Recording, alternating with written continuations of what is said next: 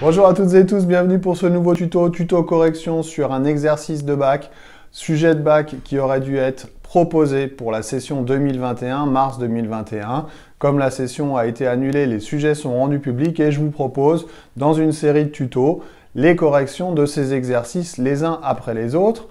Très intéressants ces exercices car ils sont très complets, pas trop difficiles à mon sens, mais très complets parce qu'ils balayent bien l'ensemble du programme. Donc je vous les conseille particulièrement pour pouvoir réviser, pour pouvoir préparer une évaluation ou tout simplement pour préparer le bac, notamment pour la session 2022 et suivante. Voilà, alors le lien par rapport à cet exercice est dans les commentaires de ce tuto, comme d'habitude, à chaque fois qu'il y a une correction qui est faite en vidéo. Exercice A, c'est le chou rouge, c'est le sujet numéro 1 de mars 2021. Alors, on y va, c'est parti pour la correction. Donc, dans la première question, on nous demande de justifier que la forme numéro 1 qui nous est proposée est une forme amphotère. C'est effectivement une forme amphotère parce que la formule propose à la fois une forme acide et une forme basique. La forme basique se reconnaît parce que l'oxygène, le groupe OH a perdu son H+, l'oxygène reste tout seul, et la forme acide, puisque l'oxygène est encore présent comparativement par exemple à la forme numéro 2. Amphotère, je vous rappelle, c'est une espèce donc qui possède à la fois, qui peut être à la fois acide ou basique sur deux couples différents.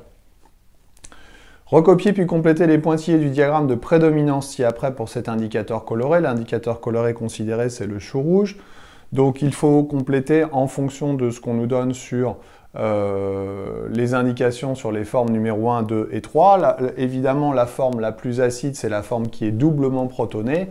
La forme qui est acide-acide, pour lesquelles les deux H+ sont présents. Donc c'est la forme 3. Donc la forme 3 va se situer ici. La forme amphotère, on vient de le dire juste avant, va donc se trouver ici. Et la forme 2 va se trouver ici, une fois que les deux H+ ont disparu. Question 2.1, représenter le schéma de Lewis de l'ion lactate. On a une formule topologique de l'acide lactique que j'ai représentée ici. Je n'ai pas détaillé les liaisons CH, j'ai juste détaillé les liaisons autour de l'oxygène, de telle manière à voir apparaître les doublets non liants, pardon. Donc, ça, c'est la formule semi-développée ou développée de l'acide lactique. L'ion lactate, il va perdre son H+ ici et se transformer en moins ici. On va donc avoir 3 doublets non liants sur l'oxygène ici, 2 doublets non liants sur l'oxygène ici, et 2 doublets non liants sur l'oxygène ici. Voilà le schéma de Lewis de l'ion lactate. Justifier que la fermentation du lait contribue à acidifier celui-ci. Les données sont dans l'énoncé, d'accord? On nous dit que les ferments lactiques permettent de transformer notamment le lactose du lait frais en acide lactique. Puisque les ferments permettent de transformer le lactose en acide lactique, eh bien on acidifie le milieu. Question 2.3.1, écrire l'équation de la réaction modélisant la transformation chimique entre l'acide lactique et l'eau.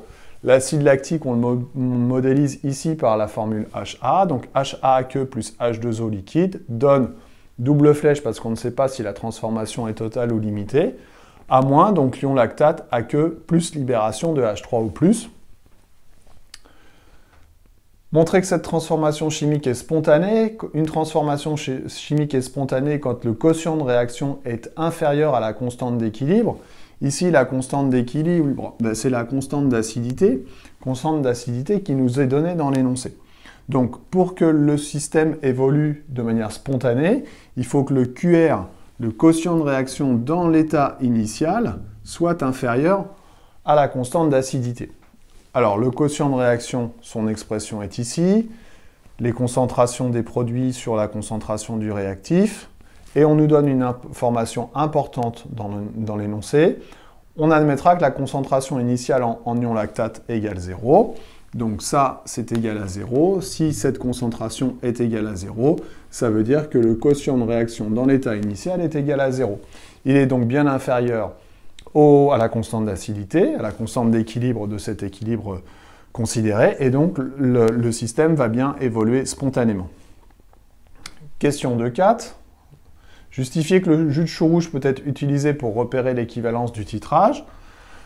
On nous donne une information, le pH à l'équivalence est égal à 8,3. Alors comme souvent dans les sujets de bac, il faut bien lire l'énoncé parce qu'il y a beaucoup d'informations qui sont données dedans.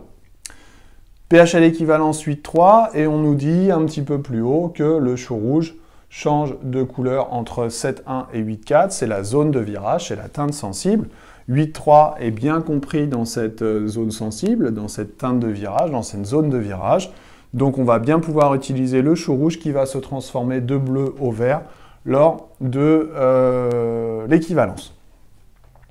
La dernière question, petite résolution de problème. On sait que c'est une résolution de problème quand il est écrit dans l'énoncé la phrase qui suit. Le candidat est invité à prendre des initiatives et présenter la démarche, etc. etc. Ça signifie qu'on va devoir utiliser plusieurs compétences. C'est une tâche complexe. Mobiliser plusieurs compétences qui va obliger le candidat à faire tout un tas de démarches de telle manière à répondre à la question et que la réponse n'est pas si immédiate que ça. On va partir de la relation à l'équivalence. Relation à l'équivalence, soit que vous démontrez par un tableau d'avancement, soit que vous avez apprise par cœur grâce aux nombres stoichiométriques qui sont égaux à 1 ici. Alors, ce n'est pas la réaction du titrage, hein, donc je ne vous la montre pas. La réaction du titrage est donnée dans l'énoncé, mais les nombres stoichiométriques sont bien égaux à 1. Donc CA fois VA égale CB fois BVB. Je cherche CA, concentration en acide. Ça nous donne, si on remplace par les informations dans l'énoncé, application numérique, 1,1 10-1, 1,11 10-1 avec 3 chiffres significatifs. 2,8 10-3, 2,8 ml. Il n'y a que 2 chiffres significatifs ici. Donc on va en conserver 2 dans le résultat sur 10,0 10-3. Alors, j'ai trouvé 3,1 10-2 mol par litre. Voilà la concentration molaire. Concentration massique ensuite. Pourquoi concentration massique? Eh bien parce qu'on nous demande de trouver le degré d'Ornick et le degré d'Ornick fonctionne, va pouvoir être établi en fonction de la concentration en masse afin de savoir si on va pouvoir utiliser ce lait pour l'utilisation, pour la fermentation, pour l'utilisation d'un yaourt. Alors, la concentration en masse. Moi, j'ai appris un moyen mémotechnique pour m'en rappeler. J'ai appris que Cm égale Cm. La concentration en masse est égale à la concentration molaire fois la masse molaire.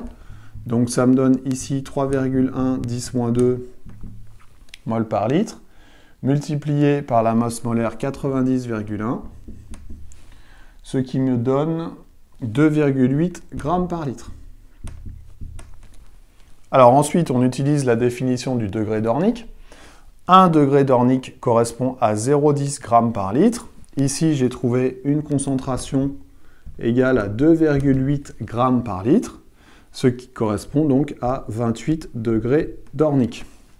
28 degrés d'Ornick, on nous dit dans l'énoncé que pour pouvoir être utilisé pour fabriquer un yaourt, l'acidité d'Ornick d'un lait doit être supérieure à 80 degrés d'Ornick, sachant qu'on trouve 28 degrés d'Ornick, évidemment, c'est très inférieur à 80 degrés d'Ornick, donc ce n'est pas possible, on ne va pas pouvoir utiliser ce lait pour pouvoir fabriquer un yaourt. Voilà, donc petite résolution de problème qu'on trouve souvent dans les exercices de bac actuels. J'espère que j'ai été clair. N'oubliez pas de vous entraîner avec ce type d'exo, c'est quand même extrêmement formateur pour la suite. Et puis, qui sait, peut-être que l'un de vos enseignants vous fournira cet exercice dans les évaluations de cette fin d'année. Allez, je vous dis à bientôt pour d'autres tutos. Bye bye.